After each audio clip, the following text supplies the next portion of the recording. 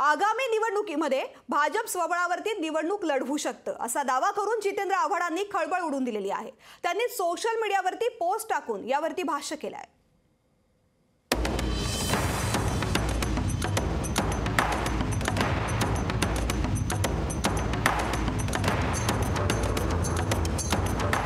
विधिमंडळाचं हिवाळी अधिवेशन संपल्यानंतर आता राज्यात लोकसभा निवडणुकांच्या तयारीला वेग येणार आहे।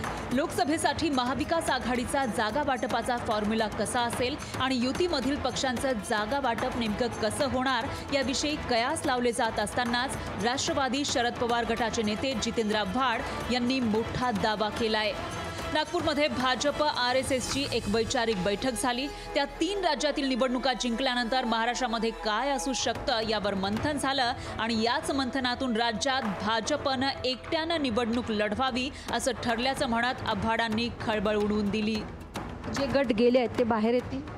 नाही, बाहेर नाही येणार। कमळ हा पर्याय आहेच ना। म्हणजे त्याच्यामध्ये मर्ज होतील असं तुमचं म्हणणं आहे?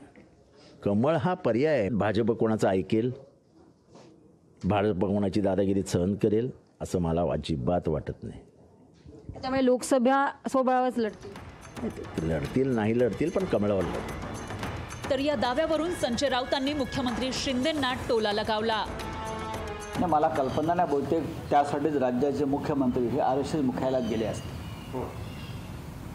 मला कल्पना नाही, बहुतेक त्यासाठीच राज्याचे मुख्यमंत्री हे आरएसएस मुख्यालयात गेले असते।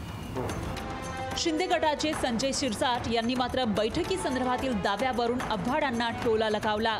तसंच निवडणूक धनुष्यबाणावरच लढणार असल्याचंही स्पष्ट केलं। येणारी निवडणूक आम्ही युतीमध्येच लढणार आहोत। जर तरच्या गोष्टी या जर तर त्या वेळेला घेतलेलं डिसिजन हे एकनाथ शिंदे साहेब घेतील। कमळावर की धनुष्यबाण? धनुष्यबाण आमचं चिन्ह धनुष्यबाण। आम्ही हे सर्व निवडणुका आमच्या ज्या आहेत त्या धनुष्यबाण या चिन्हावरच लढणार आहोत, लोकसभा विधानसभा दोन्हीही। भाजप प्रदेशाध्यक्ष चंद्रशेखर बावनकुळेंनी आव्हाडांवर पलटवार केलाय।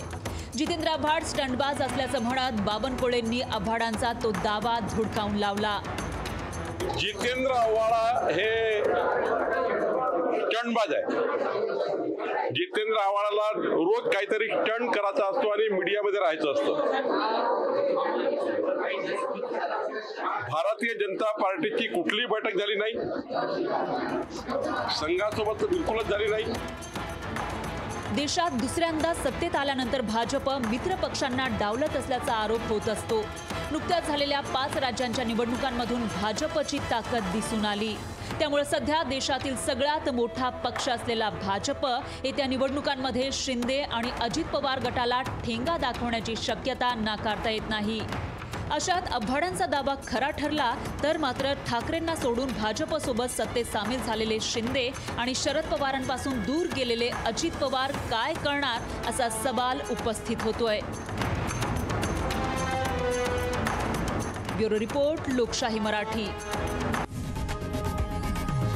लोकशाही मराठी, ऐका, पहा, जागरूक रहा।